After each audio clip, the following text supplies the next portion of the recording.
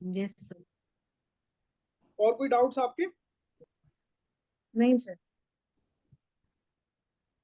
As, gender, cosmetic, leadership, RID, DMP, good.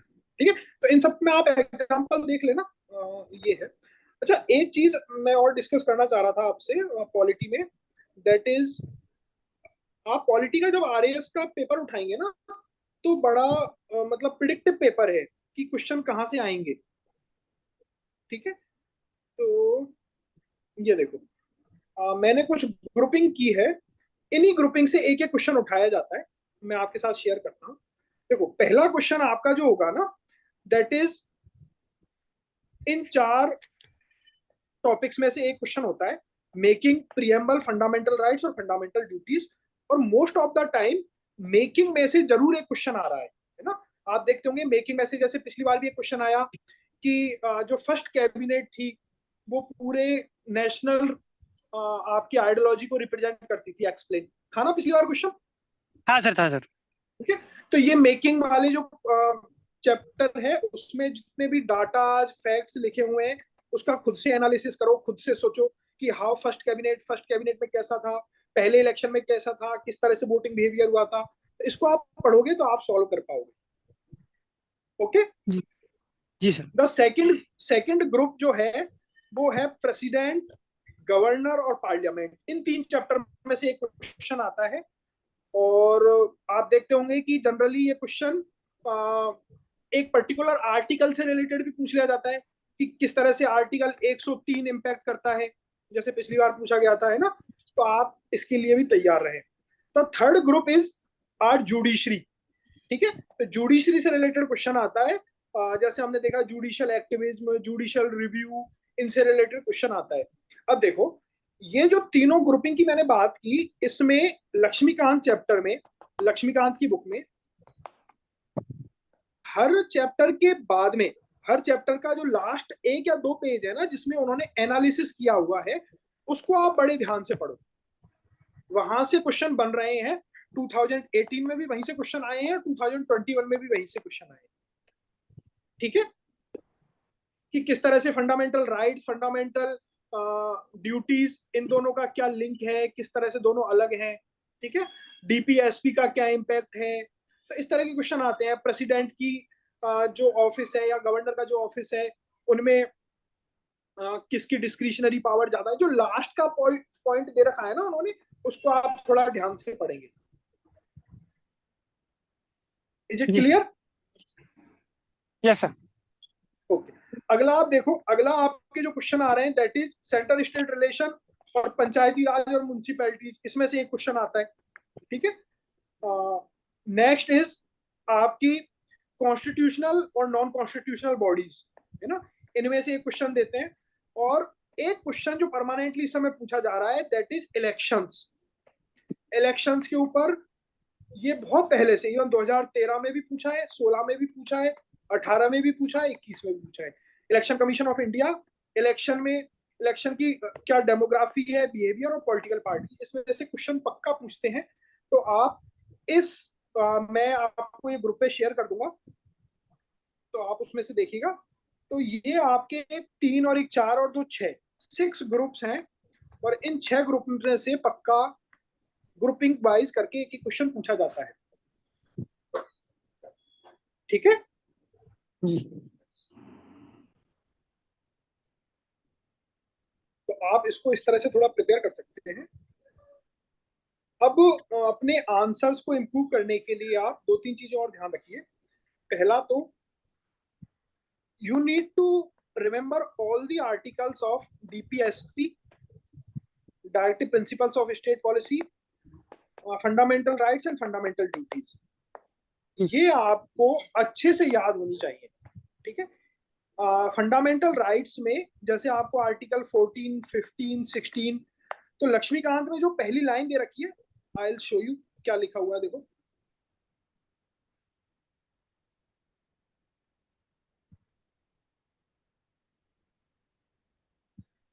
बहुत आगे आ गए हम।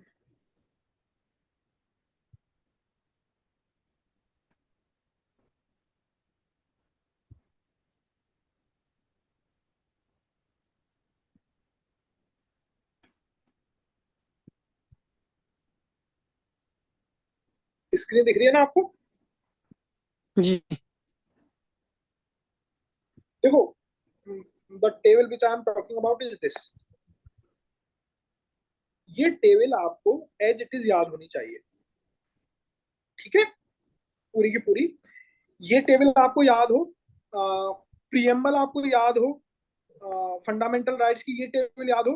नाउ डीपीएसपी, तो डीपीएसपी में भी ये टेबल आपको याद हो। देखो, आई शो यू।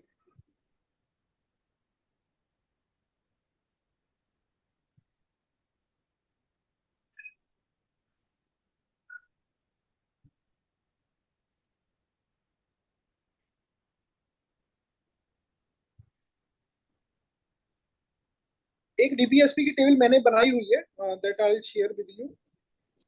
ये यहाँ पे जो आर्टिकल वाइज लिखे हुए हैं ना, दिस, यहाँ से, यहाँ से 51 तक, ठीक है। आपको ये पूरा याद होना चाहिए कि व्हाट इज इन 38 में क्या है, 39 में क्या है, 39 क्या है, 41, 42। ये जब आपको पता होंगे तो आप थोड़ा कॉन्फिडेंट होंगे अपने आंसर्स लिख पाने में। सिमिलरली फंडामेंटल ड्यूटीज, ये आपको पता हो। अब देखो, जब आपको preamble, fundamental rights, DPSP and fundamental duties ये जब पता होंगे तो आपके पास में पॉलिटी के आंसर लिखते समय कभी भी कीवर्ड्स की कमी नहीं आएगी, ठीक है, क्योंकि आपके सभी आंसर इन्हीं में से फ्रेम हो जाएंगे और आप बहुत इफेक्टिवली आर्टिकल्स को भी यूज कर पाओगे, आर्टिकल्स के नंबर भी लिख पाओगे, ठीक है। तो आप ऐसे कितने लोग हैं जिनको यहां से 51 तक के सारे आर्टिकल्स याद हैं, स्टार्टिंग फ्रॉम 13 टू 51? एनीवन?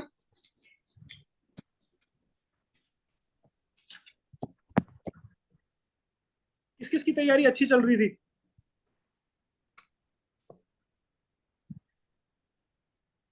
कितनी ग्रुप में शांति छा गई है इस अकेले क्वेश्चन से?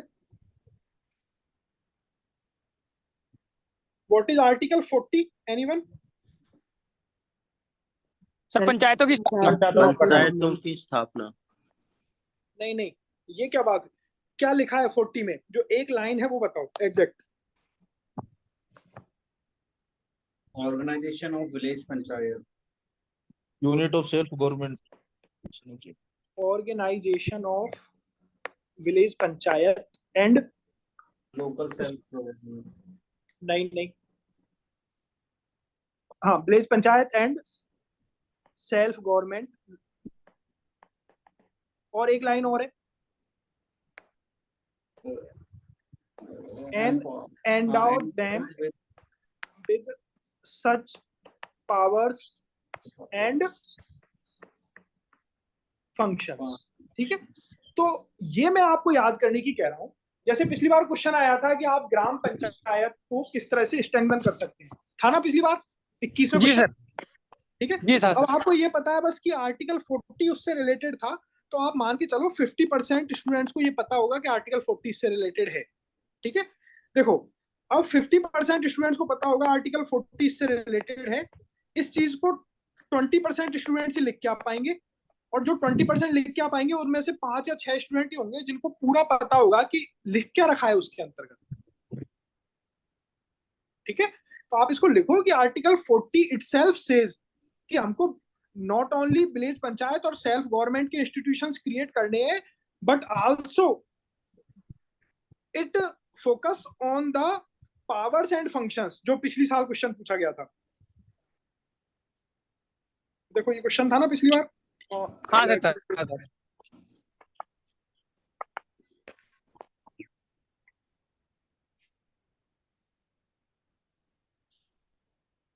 ग्राम सभा को सशक्त करने के लिए कुछ उपाय। ग्राम सभा को सशक्त करने के लिए इफेक्टिव वर्किंग ऑफ ग्राम सभा, है ना, इसके लिए सजेशन दीजिए। तो देखो कितना अच्छा कंक्लूजन हो सकता है कि इन आर्टिकल 40 में दो चीजें बोली गई थी।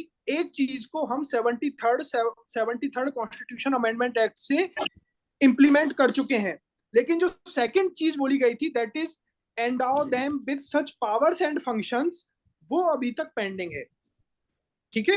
वो जो पावर्स एंड फंक्शंस हैं वो अभी भी स्यूडो रूप से उनको इंप्लीमेंट किया गया है, प्रॉपर इंप्लीमेंट नहीं किया गया है, ठीक है। Yes sir. Can you tell me the article, कौन सा आर्टिकल है ग्राम सभा का? 243 के।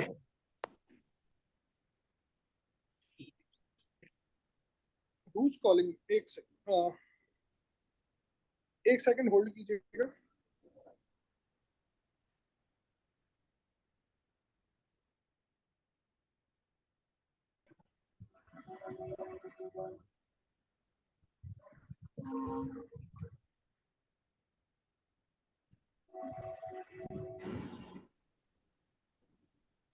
सम एआई मेड ए कॉल।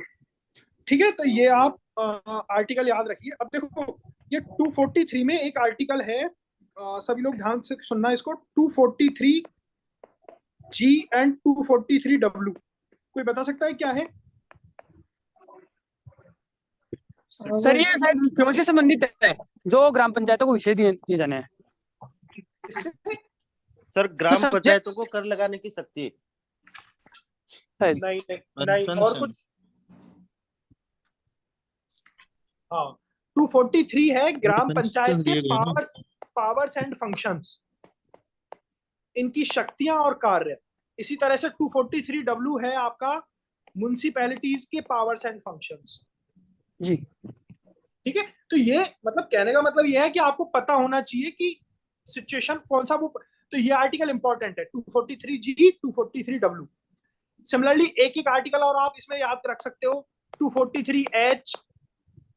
ठीक है, ये है आपका फाइनेंस से, ग्राम पंचायत का जो फाइनेंशियल सिचुएशन है उससे रिलेटेड ये आर्टिकल है। ठीक है, फाइनेंशियल पावर्स से रिलेटेड। सर एक आई और वाई भी है सर, जो रिकमेंडेशंस आती हैं फाइनेंस कमीशन की। हाँ ठीक है, उसको भी आप लिख सकते हो इसमें, है ना। तो आप उतने आर्टिकल रखो।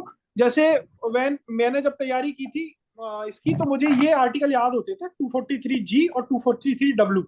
तो मैं जब भी ग्राम पंचायत की कोई भी बात करता था, तो इन आर्टिकल्स को इस तरह से लिखा जाएगा कि 243 G the powers and functions of gram panchayat, and 243 W. तो ये आपको पर्टिकुलर, तो ये आपका क्या कीवर्ड रहेगा, हमेशा आपको याद भी रहेगा और आपके लिए हेल्पफुल रहेगा। ठीक है, सर एक तो पूछना था। हाँ बोलो, बताओ। सर कई बार जैसे क्वेश्चंस मतलब एक्सप्लिसिटली बोलता है कि गिव योर सजेशन, है ना, कि कोई भी रिफॉर्म चाहिए या कोई पर्टिकुलर टॉपिक पे। और जैसे मान लीजिए यही पंचायती राज वाला था, तो इसमें अगर अपन इंट्रो में किसी कमेटी से करते हैं या मतलब किसी और के फैक्ट से शुरू करते हैं, तो क्या वो मतलब गलत इंप्रेशन जाता है? क्या वो पूछ नहीं आपसे नहीं रहा है, नहीं कुछ नहीं स्टैंडर्ड नहीं, बता? ऐसा कुछ नहीं, ऐसा कुछ नहीं है।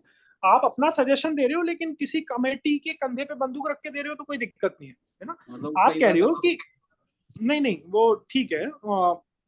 देखो, आपके पास में उतना यहाँ मार्जिन भी नहीं है कि आप खुद ही के सजेशन की बात करो और उसको एंडोर्स ना करो। एंडोर्समेंट करना कोई गलत बात नहीं है। ठीक है, जैसे इस क्वेश्चन में आप किस किस कमेटी का डिस्कस कर सकते थे सजेशन?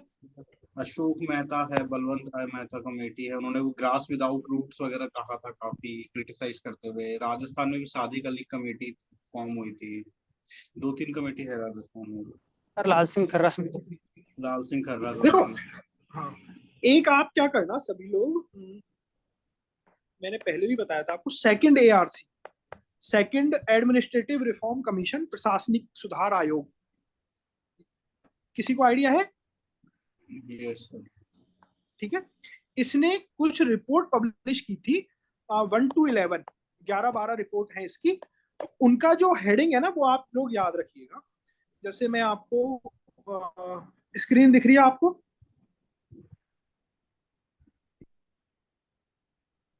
सभी को स्क्रीन दिख रही है? Yes, sir. Hello, Yes, sir. Okay okay.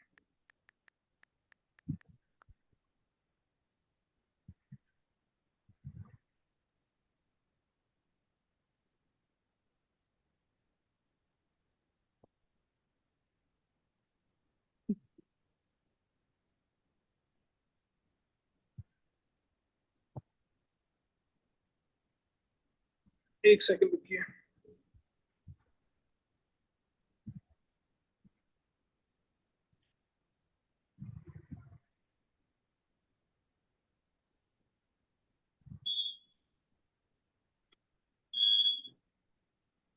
ये देखो, this is what I am talking about. मैं इसका स्क्रीनशॉट आपको ग्रुप पे भी शेयर कर देता हूँ, ये हिंदी में भी अवेलेबल है ना। I will share this. अब इसमें आप देखो, फर्स्ट रिपोर्ट, 1 मिनट।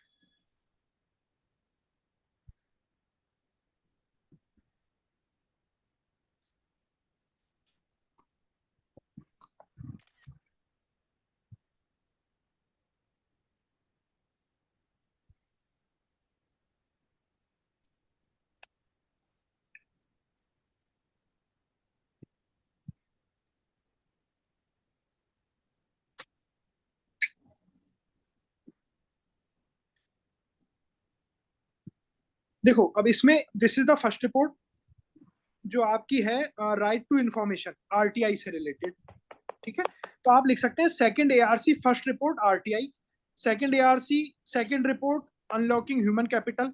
इसमें आप जॉब, एम्प्लॉयमेंट, ग्रोथ, ठीक है, इसके बारे में बात कर सकते हैं। Third is crisis management, disaster management से रिलेटेड बात कर सकते हैं।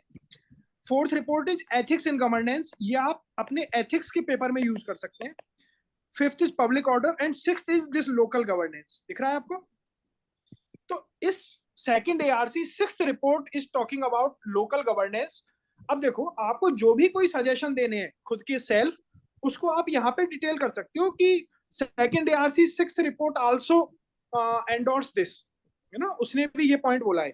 तो यहाँ पे भी आपको इससे बेनिफिट मिलेगा। तो ये कुछ रिपोर्ट्स हैं और काम किए, आप अपने हिसाब से इसको यूज कर सकते हो। देखो, promoting e governance, this is important one. State and district administration, state polity में यूज की जा सकती है। तो ये आपकी इसमें चीजें हैं।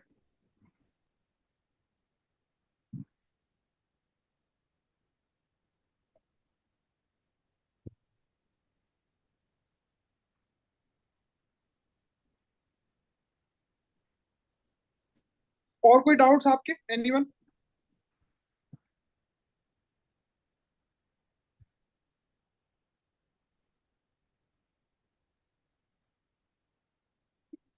Any other doubts?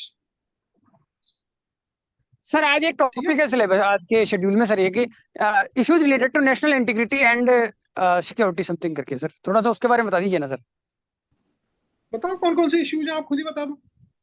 National sir integrity, communalism है नक्सलवाद, ये दो तो बताया सर, और ये सांप्रदायिकता भी है सर।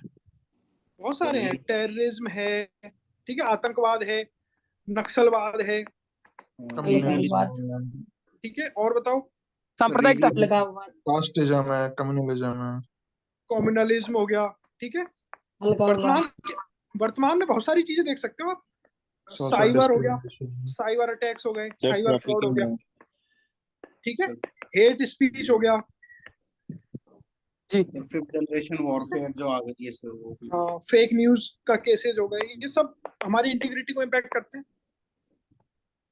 थोड़ा सा खुद से सोचोगे, इनमें तो बहुत सारी चीजें निकल के आ जाएंगी। अब इसमें सर एक ये एक भी हो फोटो सकता है कि ये ड्रग्स आते हैं सर, ये जो इधर ये स्वर्णिम ट्रायंगल वगैरह से उसमें आप ये लिख सकते हो ड्रग्स के केसेस। तस्करी। हाँ, तस्करी, ड्रग्स हो गया आपका, और ये मेनली ड्रग्स हो गया आपका, ह्यूमन ट्रैफिकिंग हो गई, आपका आर्म्स ट्रैफिकिंग हो गई, ये सब भी लिख सकते हो।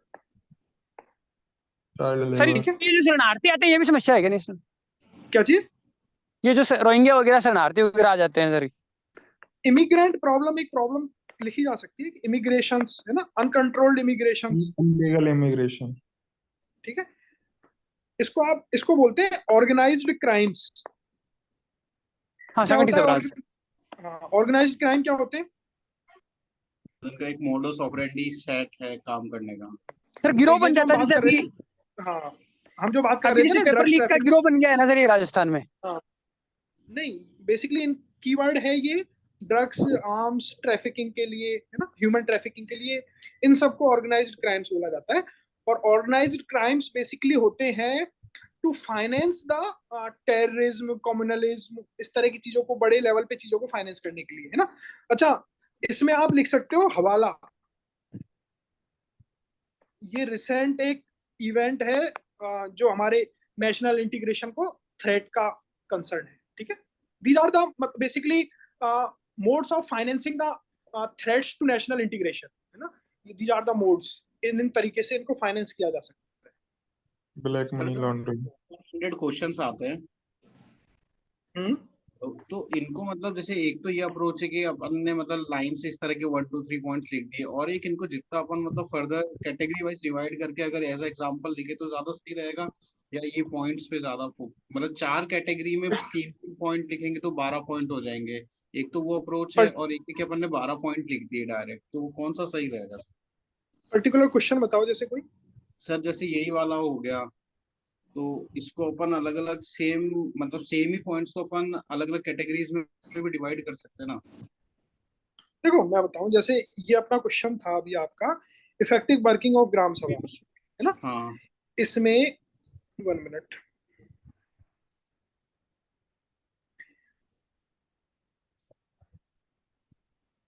देखो, give suggestion for effective working of gram sabha in Rajasthan. तो इसमें 10 मार्कर का क्वेश्चन है, तो कोई 2 या 3 लाइन की आप इंट्रोडक्शन लिख सकते हैं। एनीवन, क्या बेटर इंट्रोडक्शन हो सकती है, बताएं। सर पहले ग्राम सभा को शायद डिफाइन कर सकते हैं क्या सर इसमें? नहीं ग्राम यार, सभा तो बहुत मतलब अननेसेसरी हो जाएगा, ठीक है। और बताओ। आर्टिकल 40 से आर्टिकल शुरू। 73 74। नहीं, देखो, सबसे बेस्ट ऑप्शन है आप लिखो कि थ्रू 73rd कॉन्स्टिट्यूशनल। देखो, आपको ये पता है कि क्वेश्चन पूछा है कि इफेक्टिव वर्किंग ऑफ ग्राम सभा राजस्थान में हो, उसके लिए किस तरह से शुरुआत की जाए, है ना। तो या तो आप लिख सकते हो कि द कॉन्सेप्ट ऑफ पीआरआईज या ग्राम पंचायत का कॉन्सेप्ट सबसे पहले नागौर में राजस्थान से शुरू हुआ था, और 73rd कॉन्स्टिट्यूशन अमेंड द्वारा उसको संवैधानिक दर्जा दे दिया गया, है ना। लेकिन इनकी फंक्शनिंग में अभी भी क्लॉज। स्ट्रेंथनिंग होना बाकी है, जिसमें जिसके मेजर जो कॉजेज हैं, पहले तो आप 2-3 उसमें क्या क्या रीजन है ना, वो लिख दो। सजेशन हम जब भी देंगे ना, जब पहले आप बताओ कि वर्किंग में क्या क्या इश्यूज हैं, ठीक है। तो मैं इस तरह से शुरुआत कर सकता हूं कि 73rd कॉन्स्टिट्यूशन अमेंडमेंट एक्ट से इनको संवैधानिक दर्जा मिल गया, लेकिन संवैधानिक दर्जा मिलने के बाद भी इनकी फंक्शनिंग में, वर्किंग में निम्न इश्यू हैं। तो आप क्या करो, ये 2 लाइन में तो ये लिखा, फिर अगली 2 लाइन में आपने इश्यूज लिख दिए। जैसे कौन कौन से इश्यूज हैं, आप समरी पॉइंट में बताएं। सर वित्तीय समस्या, revenue issue, limited revenue sources, सबसे पहले तो वित्तीय समस्याएं हैं, और बैठक का टाइम पे नहीं होना। Limited powers related to judiciary and legislation. इनकी जो पावर्स दर्पण पावर्स शक्तियां जो हैं, फंक्शंस जो हैं, उनको प्रॉपर्ली अभी डिवोल्यूट नहीं किया गया है, या ओनली 21 पावर्स, उनको अभी प्रॉपर्ली डिवोल्यूट नहीं किया गया। और बताएं। सर इस पे एक 3 Fs हम लिख सकते हैं कि फंक्शन, फाइनेंस, बिल्कुल। The functionary, major issue of funds, functions and functions and functionaries, ठीक है। कि ना इनके पास पैसा है, फंड्स हैं, ना इनके पास काम है, क्या काम किए जाएं, और ना इनके पास काम करने के लोग हैं, काम करने वाले लोग भी नहीं है, ठीक है। और इशू आप लिख सकते हैं कि जो स्किल सेट होनी चाहिए उनके फंक्शनरीज की, वो स्किल सेट भी नहीं है। द इश्यूज लाइक पंचायत पति सिंड्रोम, है ना। तो ये आपने 3-4 आपने इश्यूज लिख दिए। अब बताओ, ये आपके 2 लाइन में हो गया। अगला आप ये मान लो आपने 4 लाइन में लिख लिया, ठीक है। तो आप यहां तक कंप्लीट हो गए। अब आप बताओ, सजेशंस देते जाओ। तो आप लिखो सजेशंस टू इम्प्रूव। अब इसको आप पता है बेटर रहेगा कि आप इसको पॉइंट में लिखो, है ना, सजेशंस टू इम्प्रूव। अब आप पहला पॉइंट लिखो कि जो 11th और 12th, सॉरी, ग्राम पंचायत की बात है तो सिंपल इतना लिखो, जो 11th शेड्यूल में, सुनो, जो 11th शेड्यूल में फंक्शंस दिए हुए हैं, तो राज्य सरकारों को चाहिए कि जो 11th शेड्यूल के फंक्शंस हैं, उन फंक्शंस को पूरी तरह से ग्राम सभा को उन फंक्शंस में काम करने की आजादी दी जाए, ठीक है। 11th शेड्यूल में सिर्फ फंक्शंस लिख के छोड़ दिए हैं, लेकिन वो सारे काम अभी भी ग्राम सभा नहीं कर पाती है। और बताएं। हाँ सर, सिर्फ 22 या 23 सब्जेक्ट दिए हैं उसमें से। हाँ, और बताएं, 11th शेड्यूल में कितने सब्जेक्ट दे रखे हैं, कितने पॉइंट्स दे रखे हैं? 29। 29 है ना। तो क्या वो सभी 29 सब्जेक्ट्स पे ग्राम सभा काम कर पा रही है? नहीं। नहीं सर। क्यों? क्योंकि राज्य सरकार ने अभी उसको अपने कंट्रोल में लिया हुआ है। और बताओ। ब्यूरोक्रेसी का बैठकों की संख्या बढ़ाई जाए। और क्या क्या सजेशन हो सकते हैं, बताओ जल्दी। सर जो स्वयं के आय के स्रोत है वो सर्जित करने के कुछ ठीक है, तो अवसर देखो प्रदान किए जाने चाहिए। इसको ऐसा लिखो कि जो 243H में वित्तीय शक्तियां दी हुई हैं, उन वित्तीय शक्तियों में लिमिटेशंस हैं, है ना। तो इसको उनका बढ़ाने के विस्तार किया लिए जाना चाहिए। कुछ इनोवेटिव, taxation powers improve. है ना, इनोवेटिव या नॉन टैक्स मेजर्स अपनाए जाएं। कुछ एग्जांपल्स दे सकते हो कि इसमें बताओ। तो लोकल टैक्सेशन नहीं आ सकता जैसे मतलब जैसे एक तो हो गया, पर्सनल। देखो लोकल टैक्सेशन हो गया। लोकल टैक्सेशन में professional कुछ एग्जांपल दो ना कि किस तरह के टैक्सेशन। प्रोफेशनल टैक्स सफाई से संबंधित। पहला तो रूरल टूरिज्म से इनोवेटिव आय शुरू कर सकते हैं, ठीक है। फिर आप वहां पे छोटे मोटे Public park सिनेमाज में। खोल सकते हैं, ठीक है। Public आप parking जो में। लोकल मार्केट, लोकल मेलाज है, लोकल मेला मार्केट, इनमें टैक्सेशन लगा सकते हैं। जो आपका वहां से, और बताओ कोई पॉइंट। Public parking से, park से। बिल्कुल, पब्लिक पार्किंग हो गई, पार्क्स हो गए, ठीक है। इस तरह की टैक्सेशन पे आप ध्यान दे सकते Ponds वगैरह उनके यूज पे भी। जो ठीक है। काम कर रहे हैं उसका भी सोशल ऑडिट होना चाहिए। काफी पुअर ग्राम क्वालिटी सभा की बैठकों की संख्या बढ़ाई जाए ताकि कार्य अच्छे से कर सके। सोशल ऑडिट, गुड पॉइंट, ठीक है। सोशल ऑडिट हो उसका, ग्राम सभा की बैठक और ज्यादा रेगुलर हो, ठीक है, रेगुलर वर्किंग हो उसकी, ठीक है। जो कार्य होते हैं उनकी सोशल ऑडिट हो, नरेगा के कामों की सोशल ऑडिट हो, उनके जो फंक्शनरीज होते हैं, जो काम करने वाले होते हैं, जैसे ग्राम सेवक हो गया, सचिव हो गया, जो प्रधान हो गया, सरपंच हो गया, पंच हो गए, इन सब की ट्रेनिंग्स हो, उनको किस तरह से प्रॉपर काम किया जाए इसके ऊपर ध्यान दिया जाए, ठीक है। अब देखो ये सब लिखने के बाद में, ये आपने 4 5 6 पॉइंट लिखे, इसके बाद में तुरंत आ जाओ कमेटीज के बारे में डिस्कस करो कि सेकंड ARC 6th रिपोर्ट, 15वें अशोक वित्त मेहता आयोग, कमेटी, ठीक है। 15वें वित्त आयोग की हाँ, सिफारिश। 15वां वित्त आयोग की सिफारिश है, इन सबको भी इसमें यूज किया जाए, है ना। उन्होंने जो अब आपको नहीं पता कि इन्होंने क्या सिफारिश किया, पर आप लिखो कि इनकी सिफारिशों को भी यूज किया जाए जिससे ग्राम सभा की फंक्शनिंग को और ज्यादा स्ट्रेंथन किया जा सके, ठीक है। मेरी हाँ सुनो, हो सकता है इस आंसर जो हमने अभी लिखा ना, इसमें कंटेंट और बेहतर किया जा सके, पर मेरी बात समझना, जब आप एग्जाम में जाते हो ना, तो गेम इस चीज का होता ही नहीं है कि आप कंटेंट कितना अच्छा लिख सकते हो। हम क्या होता है, अच्छा लिखने के चक्कर में इतना हौच पौच कर देते हैं आंसर को कि हमको ही नहीं पता लगता कि हम क्या लिखने जा रहे हैं, ठीक है। तो कम लिखो, लेकिन जब भी लिखो ना तो सुलझा हुआ लिखोगे, आपको माइंड में क्लैरिटी हो कि मैं क्या लिखने वाला हूँ, है ना। तो मेरे को पता है कि यार ये पूछा है कि इफेक्टिव वर्किंग ऑफ ग्राम सभा की बात है, तो मैं खुद से सोच के यार एक तो 73rd तो लिखना ही पड़ेगा, इसका जिक्र होना चाहिए, क्या क्या इश्यूज हैं, क्या क्या है, कौन सी कमेटीज जिन्होंने सिफारिश की है इससे संबंधित, फंड फंक्शन फंक्शनरीज 3F की बात मैं कर सकता हूँ। तो ये आपके कीवर्ड्स हैं जो आप लिखोगे इसमें। कोई ऐसी ग्राम पंचायत आपको याद है एग्जाम्पल के तौर पे जिसने अपनी फंक्शनिंग अच्छी की हो इंडिया लेवल पे? एनीवन? कोई तो होगी ना, इतनी ऐसा थोड़ी है कि सारे सारे सरपंच, 2 3 तो राजस्थान के सरपंच भी हैं जिन्होंने अच्छा काम किया है। पिपलाई राजस्थान। पिपलांत्री राजस्थान तो एक पर्टिकुलर एक काम करती है सोशल से रिलेटेड। देखो एक तो छवि राजावत का नाम आता है इसमें, है ना। और बताओ सोडा पंचायत कौन सी? सोडा उन्हीं की है सर पंचायत शायद। टॉप में। नहीं, मैं फाइनेंस में बात कर रहा हूँ। देखो मैं आपको एक केस स्टडी देता हूँ या एग्जांपल। एक गांव है मेंधा लेखा।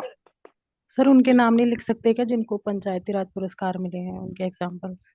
नहीं, हम क्या पढ़ रहे हैं, हम अभी पढ़ रहे हैं कि ग्राम सभा को किस तरह से स्ट्रेंथन किया जा सकता है। उसमें हम एक बात कर रहे थे कि फाइनेंस की बड़ी प्रॉब्लम रहती है ना। आप सभी को वैसे थोड़ा सा हम आउट ऑफ बॉक्स डिस्कस यदि करें तो फाइनेंस की दिक्कत इसलिए भी होती है कि जैसे नेशनल लेवल पे फाइनेंस क्यों जनरेट होता है कि इनकम टैक्स डिपार्टमेंट अलग है जो टैक्स लेता है। आपने यदि टैक्स नहीं पे किया तो आपको नोटिस आ जाएगा, और भी नहीं किया तो आपको जेल भी हो सकती है। उसका आपके प्रधानमंत्री से कोई लिंक नहीं है जिसको आप चुनते हो, है ना। उसका पॉलिटिकल पार्टी से लिंक नहीं है। आपको लगता है ये अलग लोग हैं, ये अलग लोग हैं, लेकिन गांव के लेवल पे ऐसा नहीं होता। आपको पता है ये सरपंच को हम चुनते हैं, और सरपंच कहे कि आज गांव का जो मार्केट है, इन लोगों को हर महीने 200-200 रुपए देने पड़ेंगे हर दुकानदार को, तो सरपंच ही पॉलिटिकल मेंबर हो गया और सरपंच ही पॉलिसी मेकर भी हो गया जो टैक्स लगा रहा है। तो ऐसे केस में क्या करते हैं, ये लोग अवॉइड करते हैं, रेजिस्टेंस होता है कि हम नहीं करेंगे, ठीक है। तो वहां पे अतिक्रमण की समस्याएं भी होती हैं। अब जैसे कोई कहे कि ये गांव का मंदिर है, मंदिर के बाद पार्किंग पे कोई भी बाइक आएगी उससे 5-5 रुपए लेंगे, पार्किंग शुल्क रख दिया, तो क्या कि कोई सरपंच ऐसा कर पाएगा? आप सोच के देखो प्रैक्टिकली, है ना। अब ऐसा तो है नहीं है कि ग्राम जो सरपंच है वो पहले तो गांव में एक इनकम टैक्स या टैक्स डिपार्टमेंट क्रिएट करेगा, उसमें 3 लोगों को अपॉइंट करेगा, तो वो पॉसिबल नहीं होगा, ठीक है। तो उनका एक रेजिस्टेंस होता है काम करने के लिए, इसलिए ये थोड़ी दिक्कत आती है। तो मैं आपसे बात कर रहा था मेंधा लेखा गांव, उड़ीसा का एक गांव है, इसके बारे में आप पढ़ना, ठीक है। इन्होंने खुद के गांव में जो बंबू प्रोडक्ट्स होते हैं, बांस के प्रोडक्ट, इनको बेचना शुरू किया और खुद की एक ई कॉमर्स वेबसाइट बनाई, ठीक है। और उससे इतना रेवेन्यू जनरेट करने लगे कि गांव में रेवेन्यू की समस्या खत्म हो गई।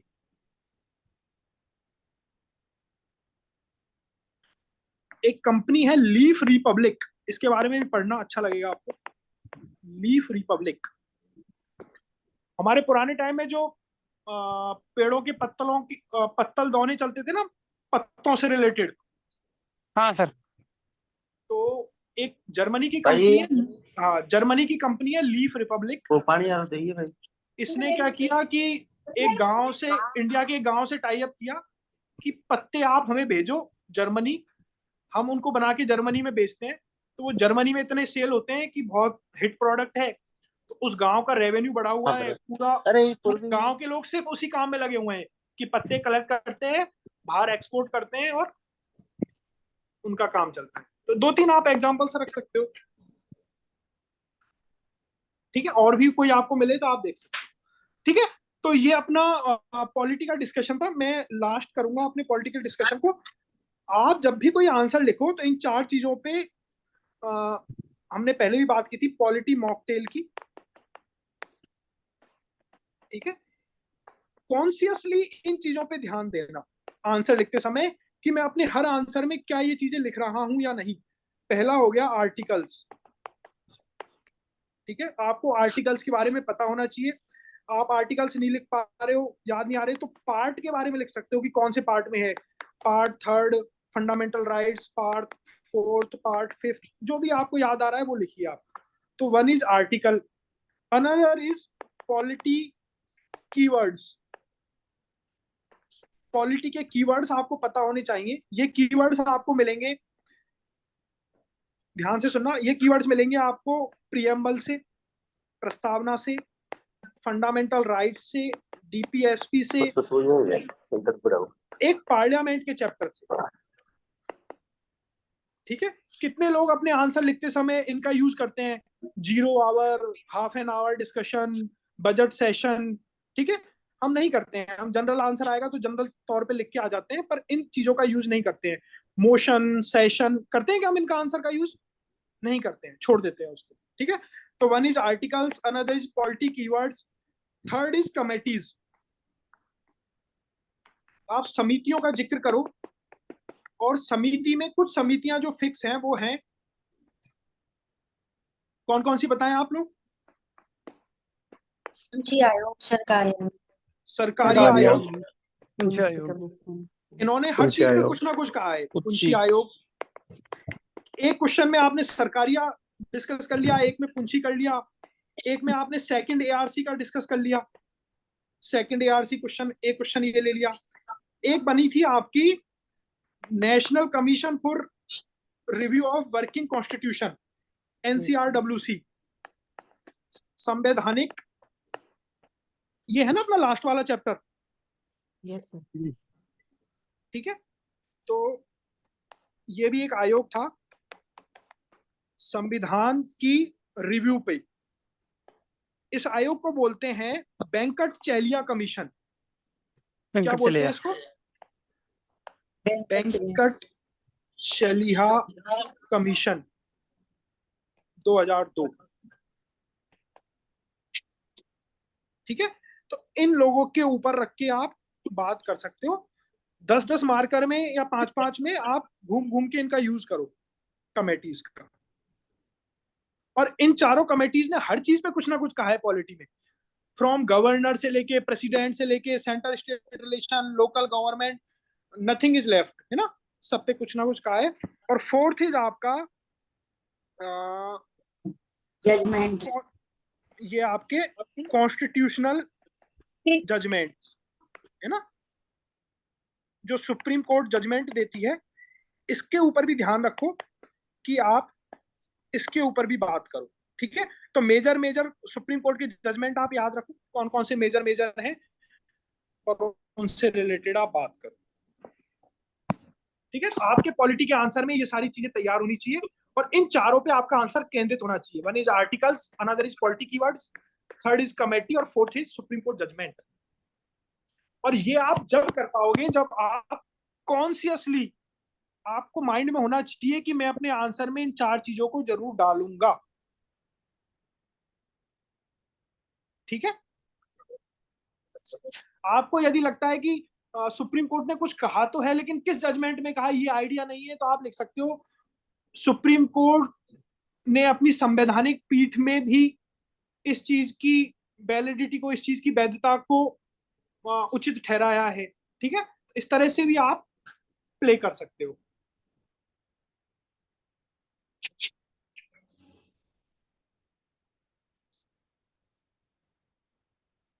आपको कोई डाउट्स आपके?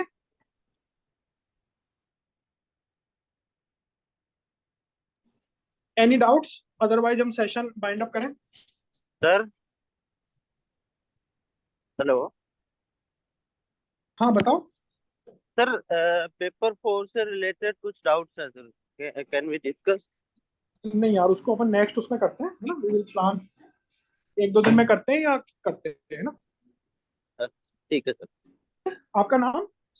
मेरा नाम राधा कृष्ण है सर। ओके राधा, है ना? आप मेंटरशिप के लिए डाल देना, we will discuss there also. ठीक है सर।